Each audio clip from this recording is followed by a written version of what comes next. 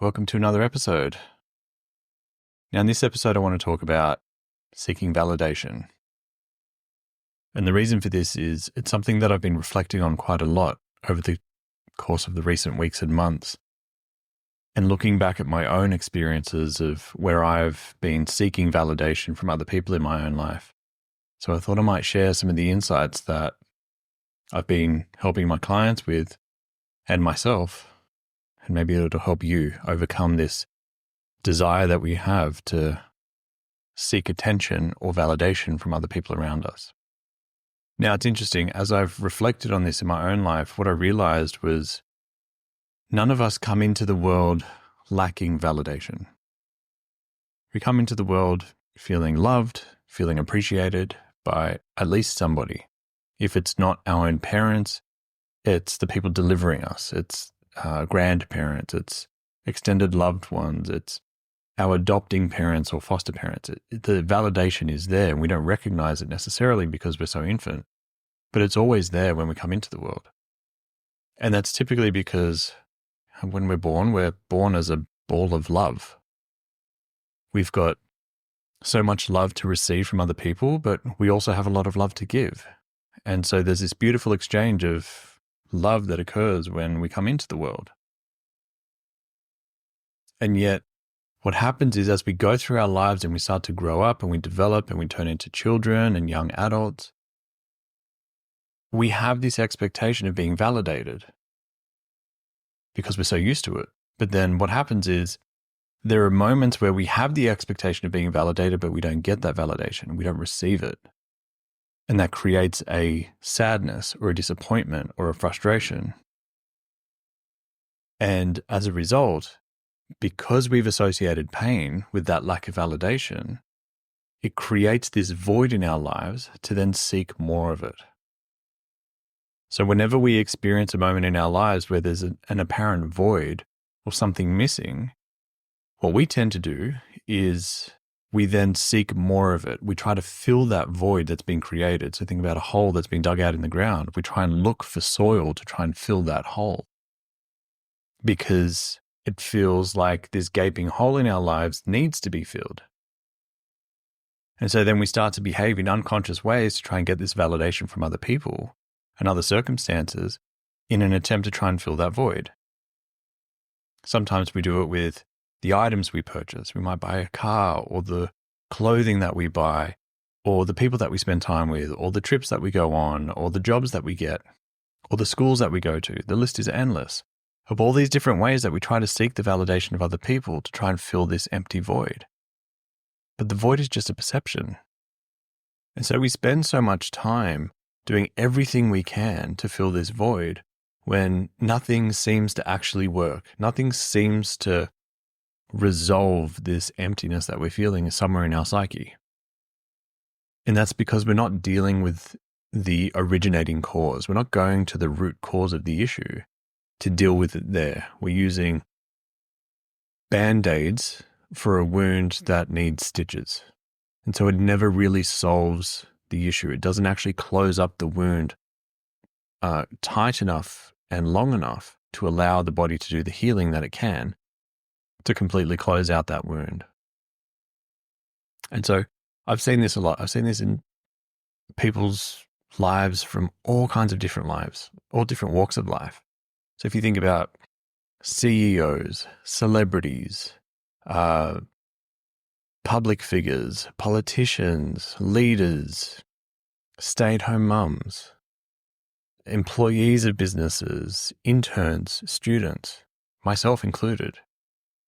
So many people experience this, and until we pause and reflect and do the work on where it originates, where the void of validation was created, and then change our experience and our perception of that, then we just live our lives in this unconscious state of constantly seeking validation, which is expensive, firstly, but it's also a huge amount of time and energy spent on things that may not actually inspire us. We may not be aligned with those things, but we're doing them because this emotional driver is so compelling. So how do we deal with it? Well, the simplest way and the fastest way, but it's not necessarily the easiest way, is to go back through your life and sort of scan through it like you're watching a movie. And you'll find that there was a baseline of validation that existed where you felt like just being yourself was enough, and that was validating enough for you. But then at some point, there may have been a key figure in your life, maybe one of your parents or a teacher or a peer or a sibling, someone that you looked up to. And you may have been going to them for approval. You may have been going to them, showing them something that you achieved or showing them something that you cared about. And they didn't necessarily value it, or they didn't necessarily give you the praise or the recognition or the validation that you were seeking. And so it's worth reflecting on what that experience is for you, where that goes back to, and how old you were at the time, because that has an influence. That experience has an influence on you. And it may even feel like some trivial moment for you. It may feel like this moment that was quite small in terms of the actual circumstances, but emotionally speaking, it was quite significant and huge. So reflecting on what that is, reflecting on that moment, see if you can identify it.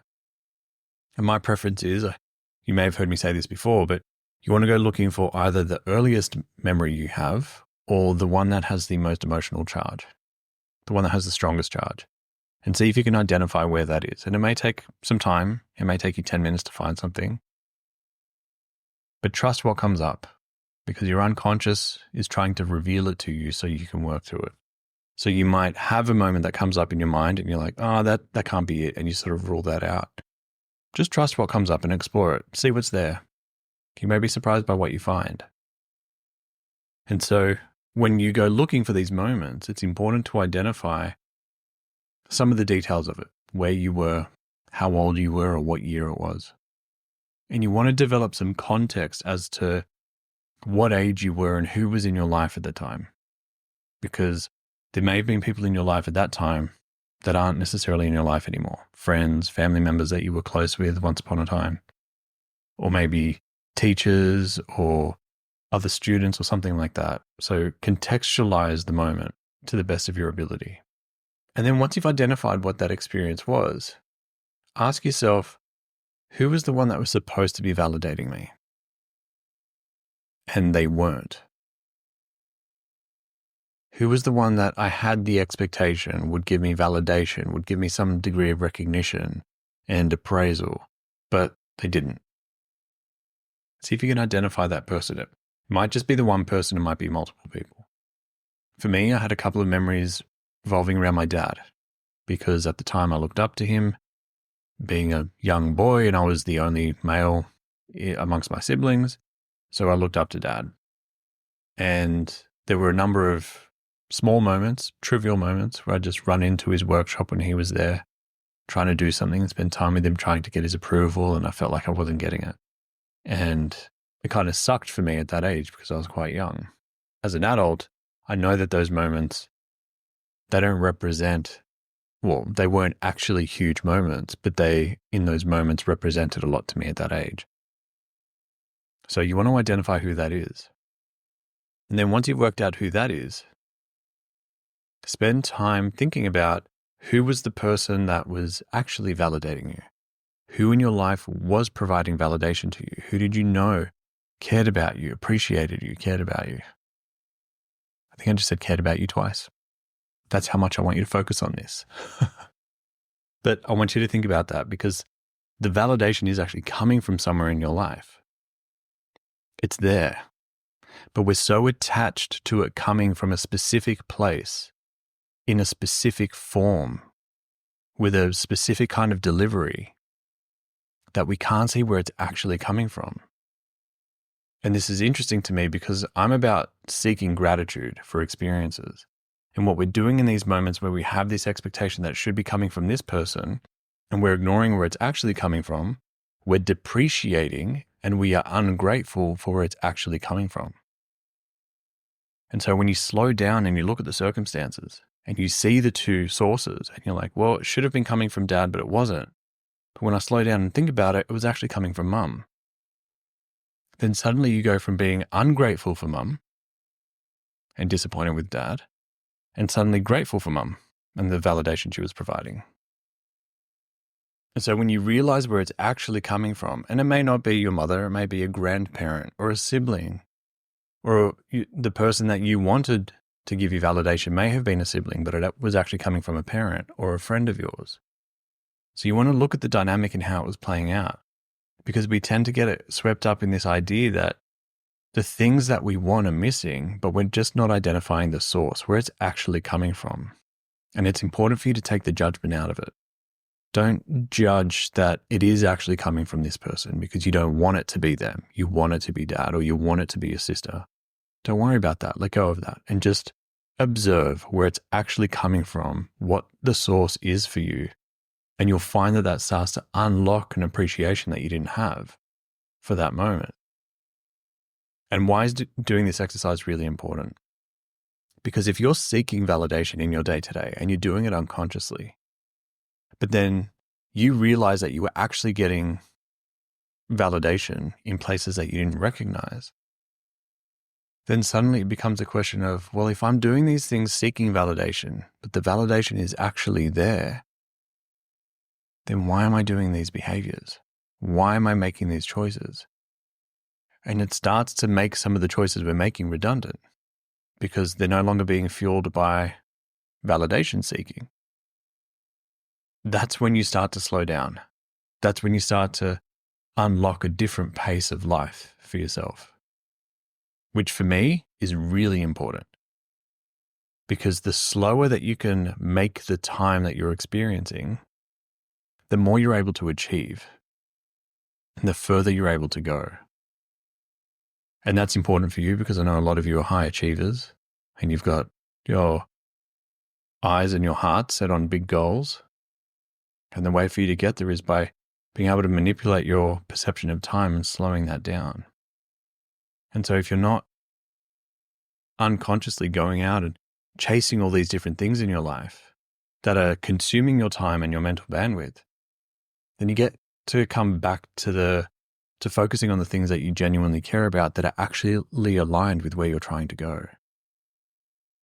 So it helps you slow down and smell the roses, maybe literally. I know I do. There's a house nearby where I live that has a beautiful rose garden out the front, and I get to slow down when I walk past and smell them. Or it may just help you slow down and take in special moments with people around you that you would otherwise race past in your seeking of validation, or be so consumed by trying to get their validation that you're not actually being present with them and hearing what they're talking about, or really being present with what's going on for you internally. There are so many different ways that we are influenced by these unconscious beliefs and perceptions that are driving our behavior, that we spend a lot of time trying to fulfill these unconscious emotions and these unconscious voids. But if you slow down and you realize maybe those voids weren't actually true, maybe they were just perceptions, and you change your perception of those experiences, then suddenly the way you live your life changes dramatically. Now, it happens slowly as you do this kind of work, as you change your perception of these experiences, as you realize that validation was there, it was just coming out in different places. That will start to slowly influence your behavior. And if you stick with it, and if you do that exercise with the various moments in your life, what's really fascinating is over the course of, let's say, the next 12 months, and you stick to doing that maybe once a week, your life, your internal life especially, will look dramatically different in a year from now. I know that's been true for me, and it's true for the clients that I've worked with, especially the long-term clients that I have. By consistently doing the work, the results are profound because a compound effect of that behavior kicks in. So I encourage you, the different ways that you are seeking validation, slow down. Do the work. Reflect on what void you're trying to fill. Do some journaling if it helps you. But slow right down and reflect on where that comes from, because I promise you that this behavior that you're using to try and fill that void, it won't ever fill the void. We like to think it will, but it won't. Take the pressure off, and you'll find that Validation is all around you. You don't have to try and be someone to be worthy of validation. You don't have to try and live up to some expectation to be worthy of that validation. You're worthy as you are. Don't make this a question of worthiness. And that's the point of this exercise, is to take the component of you thinking that it's a question of your worthiness out of it. And it'll help you experience a sense of worthiness regardless of what you're achieving. And then it just becomes about achieving things because you want to see what's possible for yourself, rather than trying to do it from a place of feeling a void in your life or feeling unworthy and trying to compensate for that. That's a futile way to live, and it's endless, because every stage you get to will just feel empty and empty and emptier and emptier as you go. And eventually you'll be pushed to this point where you're like, what the hell am I doing this for? And that's when you'll slow down. So if this episode is enough to prompt you to do that now before you get there, then you can enjoy the process of achieving the things you're aiming to achieve without trying to fill that void. Or in other words, you'll experience a greater degree of fulfillment and contentment on the journey instead of waiting until you arrive at the destination. So my hope is that this helps you. I know it's helped me, but if you sit down and actually do the work and not just listen to it, the results you will yield are profound. I also want to add, just as an important note and a point of recognition, that the process that I gave you, it's an aspect of a method that I learned from one of my teachers, John Demartini, and it's from his method, the Demartini method. Using that particular aspect of the technique has been really profound in my life and changing my perception. So I want you to understand that where that comes from, it's not something that I've created, as much as I'd love that for that to be the case. It's not, but I do want to give credit where it's due. So if you're interested in more of the Demartini method, go and check that out. John's got a lot of great work out there. But use that technique. It's profound. It'll make a difference. And spend the time working through it. Okay, that's it from me. I hope you got value from this episode and that I've maybe been able to interrupt your validation-seeking behavior and help you change that and let go of it. And please make sure you take time to leave a review. It makes a huge difference in helping other people find us. With that being said, thank you for being here. Thanks for listening. I'm Giorgio. See you in the next episode.